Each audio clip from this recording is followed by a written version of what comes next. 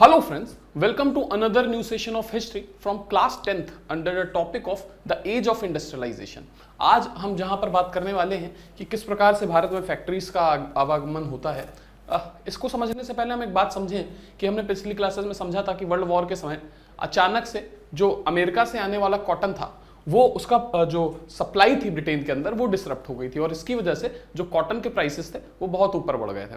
तो ये एक दिक्कत आ रही थी जो भारतीय इंडस्ट्रीज को फेस करनी पड़ रही थी। इसके अलावा जो भारत की इंडस्ट्रीज को एक और समस्या झेलनी पड़ रही थी वो क्या थी, समझने की कोशिश करते हैं कि भारत में नई फैक्ट्रीज सामने आने लगी थी, है ना।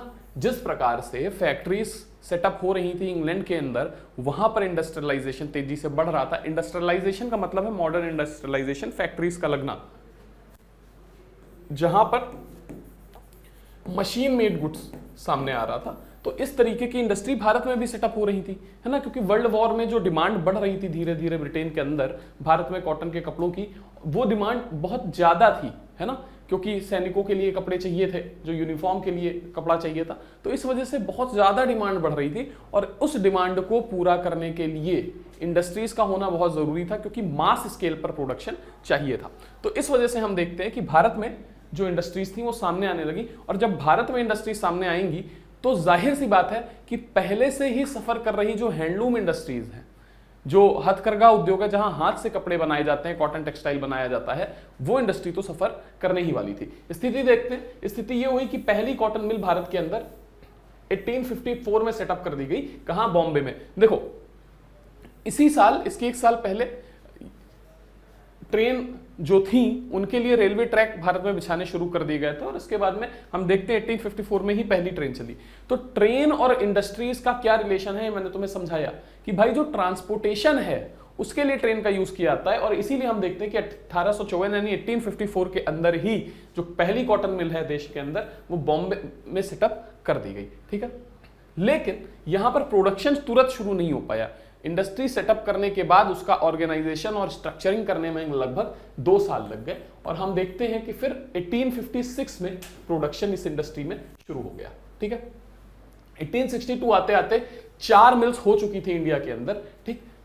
4 मिल्स ऐसी हो चुकी थी जहां पर लगभग, ये मैं मशीन्स की बात कर रहा हूं, 94,000 स्पिंडल्स थे और 2150 लूम्स थे जिन पर काम शुरू हो गया था। मतलब ठीक ठाक मशीन्स 4 इंडस्ट्रीज में हो गई थी जहां पर ठीक ठाक तरीके से भारत में कपड़ों का उत्पादन यानी कि प्रोडक्शन शुरू हो चुका था। और इसी समय हम देखते हैं लगभग कि भाई बंगाल के अंदर जूट मिल्स भी सेटअप हो रही थी, जहां जूट से बनने वाले प्रोडक्ट्स सामने आ रहे थे, बैग्स वगैरह बनाए जा रहे थे। और ऐसी पहली जूट मिल जो है 1855 में सेटअप की गई और फिर दूसरी जूट मिल 7 साल बाद यानी कि 1862 में सेटअप की गई। नॉर्थ इंडिया की अगर हम बात करें, जहां आज की तारीख में यूपी और बिहार वाला रीजन ज्यादा आता है ना, वहां पर स्थिति क्या थी कि भाई जो एल्गिन मिल थे उन्होंने कानपुर के अंदर, कानपुर यानी कि उस समय यूपी का ही हिस्सा हुआ करता था, यानी यूनाइटेड प्रोविंस और आज के उत्तर प्रदेश का। 1860 के अंदर कानपुर में हम देखते हैं कि एल्गिन मिल स्टार्ट हो गई थी। एल्गिन मिल क्या थी? एल्गिन मिल का क्या काम था? एल्गिन मिल का काम वही था जो बाकी की मिल्स का था, टेक्सटाइल प्रोडक्शन करने का काम था इनका, ठीक है। और कानपुर में ये मिल सेटअप हुई। ये ईस्ट इंडिया कंपनी की ही एक सब्सिडियरी कंपनी हुआ करती थी, ठीक है। और इसके लगभग 1 साल बाद ही पहली कॉटन मिल अहमदाबाद में भी लगा दी गई। तो भारत में पहली कॉटन मिल बॉम्बे में लगाई गई 1854 में, ठीक है, और अहमदाबाद में लगाई गई 1861 में, ठीक। तो कंफ्यूज मत होना है, अहमदाबाद में अलग लगाई गई और बॉम्बे में अलग लगाई गई। लेकिन 1874 आते आते पहली स्पिनिंग और वीविंग मिल मद्रास में भी लगा दी गई और वहां पर प्रोडक्शन शुरू हो गया। मतलब अब यहां पर स्पिनिंग, जो मैंने तुम्हें स्टेजेस बताई थी कॉटन टेक्सटाइल बनाने के, उसमें पहली स्टेज जो थी इसमें स्पिनिंग करी जाती है, कताई करी जाती है कॉटन की, है ना, उससे रिलेटेड मिल। और उस वहां पर उस मिल के अंदर कपड़ों की वीविंग भी होती है, यानी बुनाई भी होती है, बुनकर का काम खत्म हो गया, है ना। और ऐसी मिल कहां लगा दी गई? मद्रास के अंदर लगा दी गई। तो ये इंडस्ट्रीज जो थी भारत में सेटअप की जा रही थी, ये किसके द्वारा सेटअप की जा रही थी? और इसके लिए तो चाहिए बड़ी मात्रा में पैसा। पैसा कहां से आ रहा था? कैपिटल कहां से आ रही थी, है ना। और इन मिल्स में काम कौन लोग कर रहे थे, ये समझने की कोशिश करते हैं। अगला टॉपिक जो है हमारे सामने, अर्ली एंटरप्रेन्योर्स, यानी शुरुआती जो बिजनेसमैन हैं उनके बारे में बात हो रही है, जिन्होंने ये मिल सेटअप करी, उनके बारे में जिक्र होने वाला है, ठीक है। तो अलग अलग रीजन्स में हम देख रहे हैं कि ये इतनी बातें हमने कर ली और यहां पर देखा कि देश के लगभग हर हिस्से में इंडस्ट्रीज सेटअप करी जा रही थी, है ना। और इन इंडस्ट्रीज को सेटअप करने वाले, जाहिर सी बात है कि लोग भी अलग अलग होंगे। अगर हम इस हिस्ट्री को समझना चाहें, इस इतिहास को समझना चाहें जो भारत में इन बिजनेस ग्रुप्स का रहा, जो इन मिल्स में इंगेज थे, तो इसके पहले हमको समझना पड़ेगा कि भारत का जो चाइना के साथ ट्रेड चलता था उस इतिहास की जड़ें हमको समझनी पड़ेंगी। ठीक है, 18वीं सेंचुरी का अंतिम दौर आते आते, जैसे कि हमने अपनी पहली पुरानी की किताबों में भी पढ़ा है कि जो ब्रिटिश थे वो इंडिया से चाइना ओपियम एक्सपोर्ट करते थे। ओपियम अफीम होता है, हालांकि चाइना के लोग ये समझते रहे लंबे समय तक। अच्छा, ओपियम एक्सपोर्ट करने का रीजन ये था ब्रिटिश का कि भाई वो चाइना के लोगों को मतलब ऐसा बना देना चाहते थे कि वो बहुत ज्यादा काम ना करें और इन्हीं चीजों में व्यस्त रहें, और धीरे धीरे जो ब्रिटिशर्स हैं चाइना के जो रिसोर्सेज हैं और उनकी जो इकोनॉमी है उन पर धीरे धीरे कब्जा कर लें। और इसी वजह से चाइना आज तक समझता है, बहुत लंबे समय तक ये समझता भी रहा कि वहां पर ओपियम पहुंचाने में भारत जिम्मेदार है, वहां के लोगों को ओपियम की लत लगाने में भारत जिम्मेदार है, जबकि ऐसा नहीं था। तो ब्रिटिश इंडिया जो उस समय हुआ करता था, वहां पर जो ब्रिटिश थे उन्होंने चाइना के साथ एक्सपोर्ट करना शुरू कर दिया। किस चीज का? ओपियम का, है ना। और क्यों वहां पर ओपियम का एक्सपोर्ट करना जरूरी था? क्योंकि भारत में उस समय ओपियम के लिए अच्छी खासी जमीनें थी जहां पर ओपियम का प्रोडक्शन किया जा सकता था, और चाइना एक बहुत बेहतरीन क्वालिटी की चाय बनाता था। तो चाइना से चाय लानी थी और उसके लिए पैसा कहां से आए? तो इसलिए भारत में होने वाले ओपियम ट्रेड से पैसा आता था। कहां से? चाइना से चाय लाने में। ठीक, और ये चाय कहां जाती थी? इंग्लैंड जाती थी। टी का एक्सपोर्ट होता था इंग्लैंड के अंदर।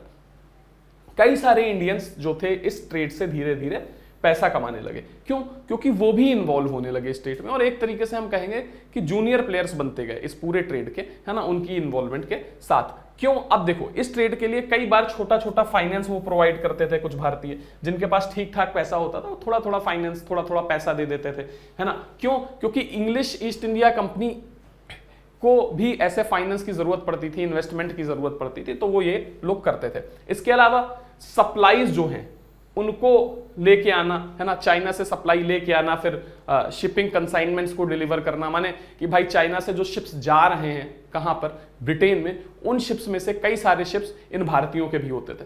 तो समझ में आ रहा है कि धीरे धीरे इन ट्रेड्स के साथ जो चाइना से होने वाला ट्रेड था, इससे सिर्फ ब्रिटिश के पास ही पैसा नहीं आया।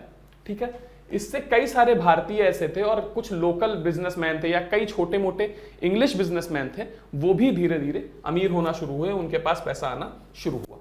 Having earned through trade, some of these businessmen had visions of developing industrial enterprises in India। यानी कि अब इन बिजनेसमैन को ट्रेड की पूरी पूरी बारीकी समझ में आ चुकी थी। इनमें से कई लोग इंग्लैंड जा चुके थे, देख चुके थे वहां पर इंडस्ट्रियल सिस्टम किस तरीके से काम करता है। भारत में भी अब इनको लगा कि ऐसा ही इंडस्ट्रियल एंटरप्राइज भारत में लगाया जा सकता है, और अगर ऐसा कर दिया गया तो भारत में तो भाई बहुत सारे रिसोर्सेज की कमी नहीं है और भारत में ये बिजनेस बहुत डेवलप करेगा। बंगाल में ये काम किसने अपने जिम्मे लिया? इनका नाम था द्वारकानाथ टैगोर। ठीक है, द्वारकानाथ टैगोर ने काफी पैसा कमाया चाइना के साथ होने वाले इस ट्रेड में, है ना। उसके बाद फिर ये कहां घूमे? भारत में जो इंडस्ट्रियल इन्वेस्टमेंट था, मतलब जो इंडस्ट्रीज लगाई जानी थी अब भारत में, तुम देखोगे कि ये जो इंडस्ट्रीज लगाई जा रही थी बंगाल में, ये आपका मुंबई में, इसके अलावा अहमदाबाद में, तो इसमें इन्होंने काफी पैसा लगाया। बट इसके पहले इन्होंने चाइना से होने वाले ट्रेड में इसी तरीके से पैसे कमाया। इसके अलावा इन्होंने 6 ज्वाइंट स्टॉक कंपनीज भी सेटअप करी। कब? 1830 से 1840 के दौर में। ज्वाइंट स्टॉक कंपनी क्या होती है समझने की जरूरत नहीं है तुमको, है ना, बस तुम फिलहाल के लिए इतना समझ लो कि कंपनीज। ठीक है, तो ऐसी 6 कंपनीज इन्होंने सेटअप करी 1830 से लेकर के 1840 के दौर में। ठीक, लेकिन टैगोर की ये जो कंपनीज थी, ये उन कंपनीज के साथ बहुत बुरी तरीके से बर्बाद हो गई जो 1840s की फाइनेंशियल क्राइसिस, जिसका हमने पिछले लेक्चर में जिक्र किया है, उसके साथ डूब गई। मतलब 1840s में जो फाइनेंशियल क्राइसिस आया, जो इकोनॉमिक क्राइसिस आया, उसके साथ टैगोर की भी कंपनी बर्बाद हो गई। लेकिन 19th सेंचुरी आते आते, यानी 17th सेंचुरी यानी 18th सेंचुरी यानी 1700 के बाद का दौर, 18th सेंचुरी यानी 1700 के बाद का दौर, और 19th सेंचुरी यानी कि 1800 के बाद का दौर। ठीक है, तो हम समझ पा रहे हैं कि बाद में हम देखते हैं 19th सेंचुरी आते आते चाइना के कई सारे ट्रेडर्स भी जो थे, जो चाइना के साथ ट्रेड्स में इन्वॉल्व थे, वो धीरे धीरे बहुत पैसे वाले इंडस्ट्रियलिस्ट बन गए, क्योंकि धीरे धीरे फिर ये कंपनीज रिकवर करने लगी। बॉम्बे में कई सारे ऐसे पारसीज थे जो इस ट्रेड से काफी पैसा कमा चुके थे। इन पारसीज में कौन कौन था? दिनशॉ पेटिट या फिर जमशेद जी नसरवान जी टाटा, है ना, ये जमशेदजी नसरवान जी टाटा वही हैं जिनके नाम पर आज टाटा इंटरप्राइजेस भारत में चल रहा है ना। तो वो इसी के संस्थापक माने गए, जमशेदजी नसरवान जी टाटा। इसके अलावा इन्होंने भारत में कई बड़े बड़े इंडस्ट्रियल एम्पायर बिल्डअप किए। बाद में हम देखेंगे कि आज़ादी के बाद टाटा कंपनी कितनी बड़ी भारत में हुई, है ना। और फिर शुरुआत में इनके पास जो वेल्थ थी वो यहीं से आ रही थी, जिसका हमने जिक्र किया कि भाई शुरुआती पैसा आना कहां से चालू होता है, क्योंकि बाद में तो बिजनेस इन्होंने ग्रो कर लिया, लेकिन शुरुआती पैसा इनके पास कहां से आया, चाइना के साथ होने वाले इस एक्सपोर्ट के साथ आया।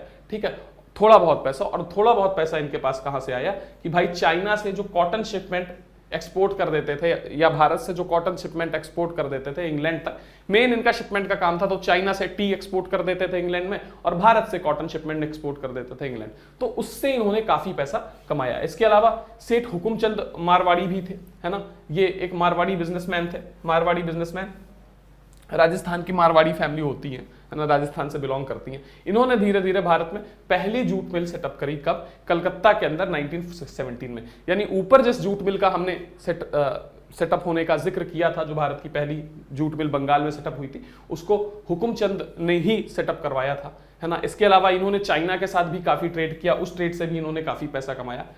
ठीक है, इसके अलावा जो आज के समय एक इंडस्ट्रियलिस्ट है जिनका नाम है घनश्याम दास बिरला या फिर जीडी बिरला, उनके पिताजी भी और उनके दादाजी भी इसी तरीके के ट्रेड में इन्वॉल्व रहे। यानी कि पहले उन्होंने ट्रेड से चाइना के साथ पैसा कमाया, और फिर उन्होंने बाद में ये कॉटन मिल या जूट मिल सेटअप कर करके पैसा कमाया। तो मोटा मोटा हमको ये बात समझ में आ रही है कि भारत में आज जितने बड़े इंडस्ट्रियल एंटरप्राइजेस हैं, इंडस्ट्रियल हाउसेस हैं, इनके पास जो शुरुआती इनकम थी वो इसी तरीके के ट्रेड से आने लगी। ठीक है, अब धीरे धीरे हम देखते हैं कि कैपिटल एक्यूमुलेट होना शुरू हुआ, पैसा इनके पास इकट्ठा होना शुरू हुआ।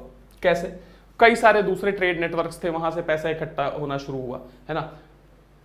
इसके अलावा कुछ मर्चेंट्स जो थे मद्रास से, उन्होंने ट्रेड करना शुरू किया, मतलब कि मद्रास के मर्चेंट्स थे और उन्होंने कहा बर्मा के साथ ट्रेड करना शुरू किया। बर्मा कहाँ है, मॉडर्न डे म्यांमार में है। ठीक है, फिर कुछ मर्चेंट्स थे जिन्होंने भाई जो मिडिल ईस्ट कंपनीज हैं, है ना, वहां से ट्रेडिंग रिलेशन स्थापित करना शुरू किया, अफ्रीका से ट्रेड रिलेशन स्थापित करना शुरू किया। और ऐसे ऐसे हम देखते हैं कि भारत में अब इंडस्ट्रियलिस्ट की एक ठीक ठाक क्लास तैयार हो गई थी, या फिर हम कह सकते हैं कि पोटेंशियल इंडस्ट्रियलिस्ट की जो क्लास थी वो तैयार हो गई थी, क्योंकि अब उनके पास ठीक ठाक मात्रा में कैपिटल था, और जो आने वाला इंडस्ट्रियलाइजेशन था जिसने इंग्लैंड को हिट किया था, उसकी खुशबू भारत तक पहुंचने लगी थी। चीजें आगे कैसे होंगी समझते हैं। इसके अलावा कुछ एक और कॉमर्शियल ग्रुप्स थे, बट कॉमर्शियल ग्रुप्स मतलब कि जो इस तरीके के व्यापार में संलिप्त थे, ऐसे ग्रुप्स, लेकिन ये डायरेक्टली एक्सटर्नल ट्रेड में इन्वॉल्व नहीं थे।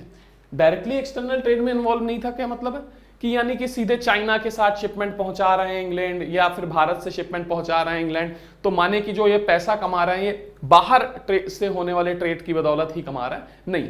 तो ऐसे बिजनेसमैन और भी थे भारत में, लेकिन वो सिर्फ एक्सटर्नल ट्रेड से पैसा नहीं कमा रहे थे, उनका काम भारत के अंदर ही चलता था, वो भारत के अंदर ही ऑपरेट करते थे। ठीक, अब ये तुम समझ गए होगे कि किस तरीके के ऑपरेटर्स थे। मैंने तुमको बताया कि इसके पहले कुछ लोग थे जिनको हमने देखा कि वो भाई सप्लाई में ध्यान देते थे, यानी कि एक स्थान से भारत में, जैसे ये भारत है, ठीक है, और यहां पे कोई गुड बन रहा है और उसको यहां के पोर्ट तक पहुंचाना है, तो ये व्यक्ति इंटरनली या फिर यहां तक पहुंचाना है, तो इंटरनली ये इस गुड्स को ट्रांसपोर्ट करेगा। बात समझ में आ रही है?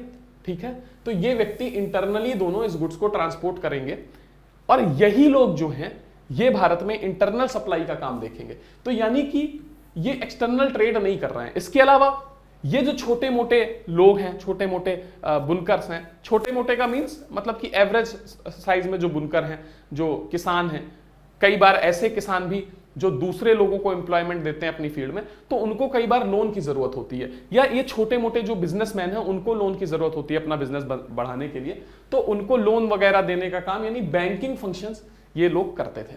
ठीक है, इसके अलावा अलग अलग सिटीज में अलग अलग ट्रेडर्स के बीच में फंड ट्रांसफर भी ये लोग करते थे। तो इन लोगों की मदद से ट्रेडर्स को फाइनेंस भी मिलता था, और जो फंड का ट्रांसफर है, यानी पैसे का ट्रांसफर है बिजनेस शुरू करने के लिए, है ना, उसका भी ट्रांसफर हो जाता था। ठीक, अब स्थितियां भारत में ये बनने लगी कि ऐसी अपॉर्चुनिटीज आने लगी, जैसे मैंने वर्ल्ड वॉर का जिक्र किया, कि अब भारत में बाहर भारत से बनने कॉटन की डिमांड फिर से बाहर बढ़ेगी, भारत से बनने वाली कॉटन टेक्सटाइल की डिमांड बढ़ेगी, कच्चे कपास की डिमांड बढ़ेगी, तो जाहिर सी बात है कि वर्ल्ड वॉर शुरू हो जाएगा। तो वर्ल्ड वॉर में जो इंग्लैंड और अमेरिका में बनने वाला कपड़ा था वो धीरे धीरे वहां जाने लगेगा, तो बाकी की जो डिमांड आएगी मार्केट में उसको पूरा कौन करेगा? तो ये भारत की इंडस्ट्रीज करेंगी। तो अब स्थितियां बन रही थी जब भारत में इंडस्ट्री सेटअप हो जाए, है ना। तो अब जब इंडस्ट्री सेटअप होने की स्थितियां बनी तो ये लोग जिनके पास पैसा था उन्होंने इन इंडस्ट्रीज को सेटअप किया और काफी मात्रा में पैसा कमाया। ठीक, अब जैसे जैसे हम देखते हैं कि भाई ये लोग पैसा कमाना शुरू कर रहे थे तो इसके साथ ब्रिटिशर्स के भी कान खड़े हो रहे थे। क्यों?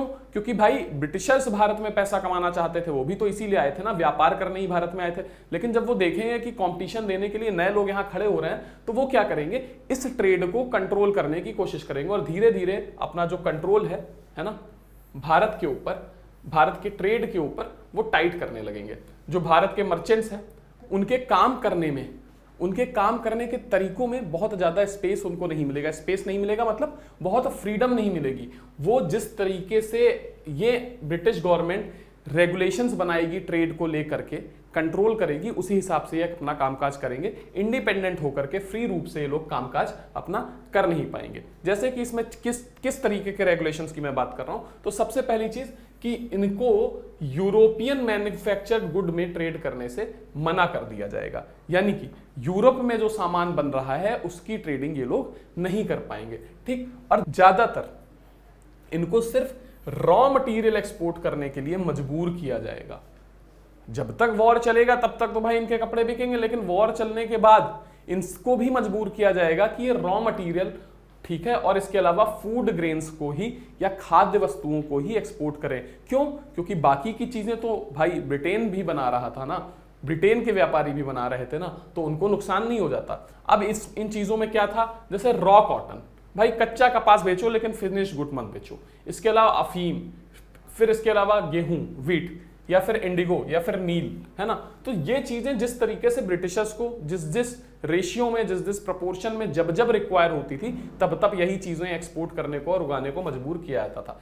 इसके अलावा भाई इनको धीरे धीरे जब ब्रिटेन ने देखा कि ये जो कंपनीज हैं ये दूसरी इंडस्ट्रीज में भी आ रही हैं और इनके पास शिपिंग बिजनेस तो इनका खुद का है ही, जिससे भारत से इंग्लैंड सामान को एक्सपोर्ट करते हैं, तो ब्रिटेन को समझने आ गया कि धीरे धीरे ये लोग भारत में ट्रेड कंट्रोल करने की कोशिश करेंगे। और जब ये लोगों मतलब मान लेते हैं कि ट्रेडिंग का भाई स्पेस भारत में ये है, ठीक है, और ये स्पेस अभी तक ब्रिटेन ने घेरा हुआ था, ठीक है, अभी तक ये स्पेस ब्रिटेन ने घेरा हुआ था, लेकिन अब धीरे धीरे इस स्पेस पर आकर के दूसरे लोग कब्जा कर रहे हैं। तो जाहिर सी बात है कि ब्रिटेन का स्पेस तो श्रैंक हो जाएगा ना, वो सिकुड़ जाएगा ना, यानी उनके पास अब स्पेस करने के लिए, ट्रेड करने के लिए इतनी ही जगह बचेगी। बात समझ में आ रही है तुमको? तो इस वजह से बहुत जरूरी है कि इनके ट्रेड पर कंट्रोल किया जाए, ठीक है, और धीरे धीरे इन लोगों को शिपिंग के ट्रेड से भी बाहर कर दिया जाएगा। फर्स्ट वर्ल्ड वॉर आते आते जो यूरोपियन एजेंसीज हैं वो भारत की इंडस्ट्रीज का एक बड़ा हिस्सा कंट्रोल करती थी। कब? पहले वर्ल्ड वॉर के दौरान, ठीक है। अगर भारत में हम 3 सबसे बड़ी कंपनीज की बात करें, उसमें से एक थी बर्ड हीलर्स एंड कंपनी, ठीक है, बर्ड हीलर्स एंड कंपनी, इसके अलावा एंड्रयू यूल कंपनी थी, इसके अलावा जार्डिन स्किनर एंड कंपनी थी। तो ये भारत में ये जो एजेंसीज थी या कंपनी थी, ये बहुत बड़ी कंपनीज थी, भारत की सबसे बड़ी 3 कंपनीज में आती थी। इनका क्या काम था भाई? कैपिटल को इकट्ठा करना, यानी कि फाइनेंस करना, जो बिजनेस की नई अपॉर्चुनिटीज हैं उनमें पैसा लगाना।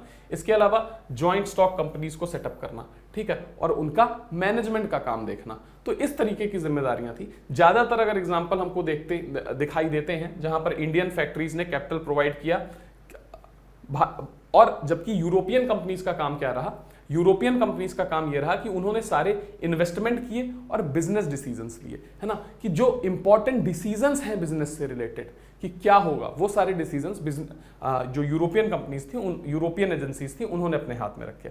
इसके अलावा the European merchant industrialist had their own chambers of commerce while Indian businessmen were not allowed to join. ये चैम्बर ऑफ कॉमर्स क्या है, समझने की कोशिश करते हैं।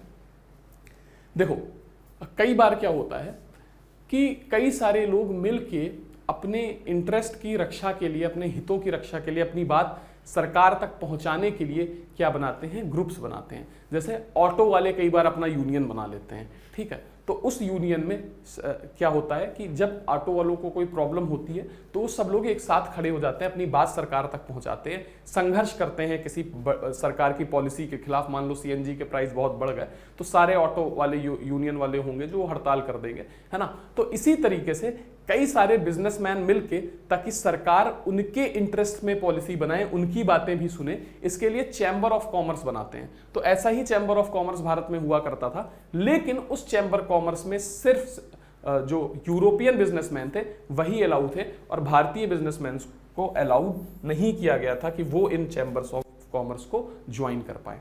ये तो बात हो गई किसकी, बिजनेसमैन की। अब हम समझने की कोशिश करते हैं कि भाई वर्कर्स कहां से आ रहे थे, बिजनेसमैन कैसे तैयार हुए इन इंडस्ट्रीज के लिए, जिन्होंने इन इंडस्ट्रीज को सेटअप किया, वो तो हमें समझ में आ गया, पर वर्कर्स कहां से आए। देखो, फैक्ट्रीज लगाओगे तो वर्कर्स की आवश्यकता पड़ेगी ही, जो वहां पर काम कर सके। जैसे जैसे भारत में फैक्ट्रीज एक्सपेंशन शुरू हुआ, 1901 आते आते हम देखते हैं कि 5,84,000 वर्कर भारत की फैक्ट्रीज में काम कर रहे थे। 5,84,000 वर्कर्स भारत की फैक्ट्रीज में काम कर रहे थे। लेकिन 1946 आते आते ये जो नंबर था ये कहीं ज्यादा चला गया। कहीं ज्यादा चला गया मतलब कि 24,36,000, यानी 24,36,000 वर्कर्स भारत की फैक्ट्री में हो गए। यानी कहने का मतलब है कि लगभग 18 से 19 लाख वर्कर्स में बढ़ोतरी हुई मात्र कितने सालों में, 45 सालों में। यानी इसका मतलब है कि इन 45 सालों में 45 ईयर्स में इंडस्ट्रीज में भी बढ़ोतरी हुई होगी, इंडस्ट्रियल डेवलपमेंट हुआ होगा भारत के अंदर, है ना। तो ज्यादातर जो इंडस्ट्रियल रीजन्स थे वहां पर जो वर्कर्स आते थे वो कहां से आएंगे, जो आसपास के डिस्ट्रिक्ट्स होंगे वहां पर आएंगे। माने कि अगर ये इंडस्ट्रीज है, ठीक है, इस शहर में हम इंडस्ट्रीज लगाते हैं और ये पूरा इंडिया है, तो इस शहर के आसपास के जो क्षेत्र होंगे वहीं से तो वर्कर यहां काम करने आएंगे। बात समझ में आ रही है ना। तो यानी कि हम कह सकते हैं कि भारत के उन अर्बन एरियाज में जहां पर इंडस्ट्रीज सेटअप करी जाती थी, वर्कर की सप्लाई आसपास के रूरल एरिया से होती थी। इतनी बातें हमको समझ में आ गई, ठीक। In most industrial region workers came from the districts around, peasant and artisans who found no work in the village went to the industrial centers in search of work। यानी कि हमको पता है कि किस प्रकार से जो पीजेंट्स थे, वर्कर्स थे, उनके पास से काम खत्म हो रहा था, वो बेरोजगार हो रहे थे। आर्टिसंस को ब्रिटिशर्स ने बर्बाद कर दिया था, किसानों को के पास खेती करने के ज्यादा अवसर नहीं थे, उनकी जमीनें छीन ली गई थी। तो ये बेरोजगार लोग क्या करेंगे भाई, ये इन इंडस्ट्रियल सेंटर्स में जब इंडस्ट्रीज सेटअप होंगी और इनको पता चलेगा तो इन इंडस्ट्रीज में काम करने आएंगे। लगभग 50% से ज्यादा वर्कर्स जो बॉम्बे कॉटन इंडस्ट्रीज में हुआ करते थे, कब 1911 में, वो कहां से आते थे, आसपास के रीजन से, आसपास के जिलों से, जिसमें से रत्नागिरी सबसे इंपॉर्टेंट था। जबकि जो कानपुर में जो मिल्स बनी हुई थी, कानपुर देखो इन भारत में एक बड़ा इंडस्ट्रियल सेंटर रहा है यूपी के अंदर, है ना, तो वहां पर ज्यादातर जो वर्कर्स आते थे वो कहां से आते थे, कानपुर के आसपास के डिस्ट्रिक्ट से, या कानपुर डिस्ट्रिक्ट के अंदर से ही ज्यादातर वर्कर आते थे, जो टेक्सटाइल का काम ठीक ठाक मात्रा में जानते थे, है ना। आगे की चीज समझते हैं। अक्सर क्या होता था, जो मिल वर्कर्स होते थे, मिल वर्कर्स मतलब इन मिल्स में काम करने वाले जो लोग होते थे, ये गांवों और शहरों के बीच में मूव करते थे, ठीक है। और ये कब जाते थे अपने गांवों में, छुट्टी लेकर के चले जाते थे जब कोई त्योहार होता था या फसल की कटाई होने वाली होती थी। यानी हम ये देख पा रहे हैं कि भाई देखो, दो वर्कर हैं, एक वर्कर जो विद इन अर्बन एरिया से आ रहा है और एक वर्कर, देखो हुआ क्या कि भाई आर्टिसंस और पीजेंट दोनों बेरोजगार हो गए। कलाकार जो थे, जो थोड़ी कला के काम जानते थे, जिसमें कोई स्किल्स चाहिए प्रॉपर, और ये लोग जो हैं आर्टिसंस ज्यादातर हैं, ये शहरों में रहते हैं, और जो किसान हैं ज्यादातर ये गांवों में रहते हैं, ठीक है। तो जब कटाई का काम आएगा फसल की, तो जो किसान है वो अपने गांव वापस लौट जाएगा, लेकिन ये शहर के आसपास रहने वाले जो वर्कर्स हैं वो वहीं रहेंगे, तो वो सारा काम देखेंगे। तो जब कोई बड़ा त्योहार होगा या फसल की कटाई का समय आएगा, तो ये जो गांव में रहने वाले वर्कर्स हैं ये अपने गांव वापस चले जाएंगे। समय के साथ जैसे जैसे एम्प्लॉयमेंट की न्यूज स्प्रेड होगी, अब गांव में से एक व्यक्ति शहर गया, उसने बताया कि भाई शहर की इंडस्ट्री है, वहां पर मैं जॉब करता हूं, इस तरीके से।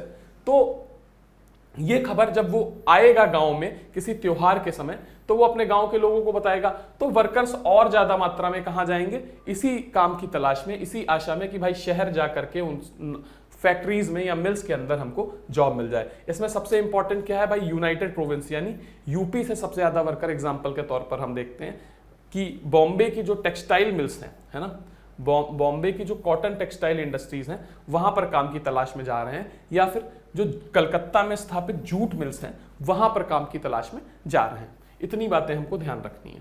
लेकिन यहां पर क्या जॉब पाना बहुत आसान था, क्योंकि वर्कर आया, एक गांव से वर्कर गया शहर में, वहां की मिल में काम करने गया, वहां पर उसको काम मिला, फिर वो त्योहार में या फसल की कटाई के समय वापस लौटा गांव में, उसने अपने गांव में सबको बताया कि भाई हम नौकरी कर रहे हैं, उसके पास लोगों ने देखा कि सच में पैसा है, शहर से कुछ कमा के लौटा है, लोग फिर बहुत ज्यादा मात्रा में शहर गए कि उनको भी काम मिलेगा। तो क्या शहरों में ये जो मिल्स बन रही थी यहाँ जॉब्स पाना बहुत ज्यादा आसान था कि हम जाएंगे शहरों में और हमको तुरंत जॉब मिल पाएगी? ऐसा क्या बहुत आसान होगा? नहीं, काम पाना हमेशा मुश्किल होता है। When mills multiplied and the demand for worker increased. बात समझ में आ रही? और ये तब भी मुश्किल था जब बहुत तेजी से मिल्स की संख्या भारत में बढ़ रही थी, या फिर वर्कर की डिमांड, जैसे जैसे मिल्स बढ़ेगी वैसे वैसे वर्कर की डिमांड भी तो बहुत तेजी से बढ़ेगी, लेकिन उसके बावजूद इन मिल्स में काम पाना बहुत आसान था नहीं। ठीक है, क्यों? क्योंकि जब भी जितनी भी मिल्स बढ़ जाए या जितनी भी वर्कर की डिमांड बढ़ जाए, उससे ज्यादा मात्रा में तो भाई उस काम की तलाश करने वाले लोग हैं। क्यों? क्योंकि अगर मान लेते हैं 4 मिल्क हैं और इस 4 मिल्क में 400 वर्कर्स काम करते हैं, ठीक है, तो ये 400 वर्कर जब अपने गांव में जाएंगे और सबको बताएंगे तो कम से कम 800 वर्कर्स और तैयार हो जाएंगे। यानी अभी भी मिल्स 4 है और ये 400 प्लस ये 800, 800, यानी 1200 वर्कर्स फिर से तैयार हो गए। पर काम तो 400 को ही मिल पाएगा ना। फिर मान लेते हैं अगर एक इंडस्ट्री या 2 इंडस्ट्री सेटअप हो गई और उनकी संख्या 6 हो गई, तब भी तो 600 वर्कर्स को काम मिल जाएगा। 600 वर्कर्स तो फिर भी बेरोजगार रहेंगे और फिर ये जाकर के बताएंगे काम के बारे में, है ना। तो ये संख्या हमेशा ज्यादा रहती रहेगी जिनको जॉब चाहिए, और वो संख्या हमेशा कम रहती रहेगी जिनको जॉब देनी है। बात समझ में आ रही है? चाहे इंडस्ट्रीज जितनी भी बढ़ रही हो, वर्कर्स की डिमांड कितनी भी बढ़ रही हो। ठीक है, इसके अलावा जो मिल वगैरह में अगर आपको जॉब के लिए एंट्री चाहिए तो उसको भी धीरे धीरे रेस्ट्रिक्ट किया जाएगा। भाई जब वर्कर की डिमांड ज्यादा है, ठीक है, और उससे भी ज्यादा सप्लाई है, तो यानी कि इंडस्ट्रियलिस्ट को वर्कर आसानी से मिल रहा है, तो जाहिर सी बात है कि वो हर वर्कर को तो लेगा नहीं, और वर्कर्स को चुने जाने के मिल में काम करने के लिए जो पैमाने हैं, जो स्केल है, वो बहुत टफ बना देगा कि जो ज्यादा काबिल वर्कर होगा हम उसी को लेंगे, जो ज्यादा स्किल्ड होगा हम उसी को लेंगे। ठीक है, ये इंडस्ट्रियलिस्ट धीरे धीरे क्या करते हैं, they usually employed a jobber to get new recruits. अब सोच के देखो कि भाई घनश्याम दास बिरला अगर इंडस्ट्रीज लगाएंगे तो वो डायरेक्ट रिक्रूटमेंट तो करने बैठेंगे नहीं, उनका काम तो कुछ और है। तो वो क्या करेंगे, एक बीच में एजेंट को हायर करेंगे, या एक मिडिल मैन को हायर करेंगे, या एक एजेंसी को हायर करेंगे, या इसको हम जॉबर्स बोलेंगे। इनको हम काम दे देंगे कि भाई हमारी ये रिक्वायरमेंट है, और इस रिक्वायरमेंट को जो वर्कर पूरा करे उसको तुम जॉब देख सकते हो, और इतने समय में, इस पर्टिकुलर पीरियड में इतने पर्टिकुलर वर्कर्स को ही हायर करना है, इससे ज्यादा या कम नहीं करना है। तो ये काम एक जॉबर को दे दिया जाता था कि वो नए रिक्रूट्स को सिलेक्ट करे। ठीक, अब ये जॉबर कौन होगा? जॉबर किसी ऐसे वर्कर्स को ही तो बनाएंगे जो उस इंडस्ट्री की डिमांड को समझता हो, जिसको उस इंडस्ट्री में काम करने का एक्सपीरियंस हो, वही तो जॉबर बनेगा। तो जनरली जॉबर जो होता था वो एक एक्सपीरियंस्ड वर्कर होता था उसी इंडस्ट्री का, जिस पर उस इंडस्ट्री को बहुत ज्यादा विश्वास होता था, यानी कि कोई बूढ़ा व्यक्ति होता था जिस पर इंडस्ट्री बहुत विश्वास करती थी। ठीक, ये जॉबर ज्यादातर अपने गांव के लोगों को लाएगा और उनको जॉब देगा, उनको मदद करेगा शहर में सेटल होने के लिए, ताकि उसकी इमेज भी उन लोगों के बीच में अच्छी बनी रहे, और नेचुरली भी व्यक्ति अपने आसपास के लोगों को बढ़ता हुआ देखना चाहता है। ठीक है, और जब पैसे की कमी होगी तो इनको पैसा भी प्रोवाइड करेगा। मनी की कमी होगी, जब उन लोगों के पास फाइनेंशियल क्राइसिस होगा तो उसको पैसा भी प्रोवाइड करेगा। ठीक है, तो इसका मतलब हम ये समझ सकते हैं कि जॉबर एक ऐसा व्यक्ति है जिसके पास कुछ अथॉरिटी दी गई है। अथॉरिटी का मतलब डिसीजन लेने की कुछ क्षमता है उसके पास में, कुछ ताकत है, कुछ पावर उसको दी गई है ना। और ये धीरे धीरे क्या करेगा, जब वर्कर्स की लाइफ को इतना प्रभावित कर रहा है ना, तो वर्कर्स के लिए तो ये भगवान बन जाएगा। अब भगवान को भोग भी तो लगाना पड़ेगा, यानी धीरे धीरे वो व्यक्ति धीरे धीरे डिमांड करने लगेगा, पैसों की, गिफ्ट की डिमांड करने लगेगा, फेवर्स मांगने लगेगा कि भाई मेरे लिए ये काम करो अगर तुमको नौकरी चाहिए, यानी धीरे धीरे वर्कर्स की लाइफ को कंट्रोल करना भी शुरू कर देगा। ठीक, the number of factory workers increase over time, however as you will see they were a small proportion of the total industrial workforce. ठीक है, तो हम देखते हैं कि फैक्ट्री वर्कर्स की संख्या जो है समय के साथ बहुत ज्यादा बढ़ जाती है, लेकिन जो टोटल इंडस्ट्रियल वर्कफोर्स था, इंडस्ट्री में काम करने वाले जो टोटल वर्कर्स थे, उनसे ये संख्या हमेशा कम रहेगी। बात समझ में आ रही है? यानी कि जो लोग विलिंग हैं काम करने के लिए उनकी संख्या बढ़ रही है, लेकिन एक्चुअल में जो लोग काम कर रहे हैं वो लिमिटेड है। तो आज की क्लास में हम इतनी ही बात करेंगे और इसके बाद में हम देखेंगे कि जैसे जैसे इंडस्ट्रीज भारत में ग्रो करेंगी तो उनके साथ क्या क्या समस्याएं आएंगी, क्या क्या चैलेंजेस आएंगे। आज की क्लास में इतना ही, बाकी की चीजें नेक्स्ट क्लास में। धन्यवाद, जय हिंद।